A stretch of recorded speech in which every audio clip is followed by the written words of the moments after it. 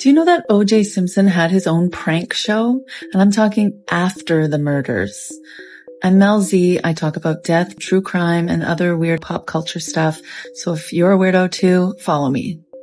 Yes, I'm talking about that O.J. Simpson, the ex-NFL player who was accused of murdering his ex-wife Nicole Brown and her friend Ronald Goldman in 1994. He went on trial for it and was not convicted for many reasons that honestly are complicated and kind of understandable considering the climate of the world and especially LA at the time. You can have some empathy for the outcome at this point, even though it's absolutely awful that he got away with murder because he clearly did it and everyone knows that.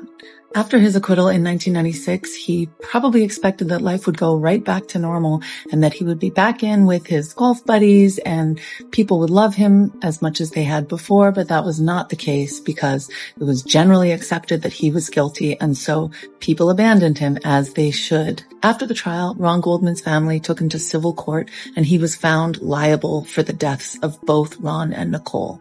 He had to pay some random amount, but never really paid much of that at all. Then in 2007, he was convicted of a robbery where he was trying to get some of his memorabilia back and they pulled a gun and it was armed robbery and he was sentenced to 33 years in prison, of which he only served a few. 1 year before he went to jail, he started his own prank show called Juiced, where he would prank unsuspecting strangers and would yell out at the end, "You've been juiced." You can imagine that this prank show was the most cringeworthy thing you could ever see. In it, OJ pretends to be all different sorts of professions and really probably freaks people right out. In one of the sketches, he tries to sell his Ford Bronco with a bullet hole in it. In another one, he dresses up as an old white man whose dying wish is to call a game of bingo.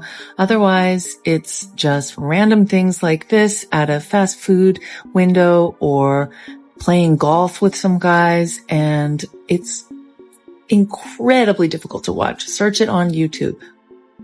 Watch this. This was really something.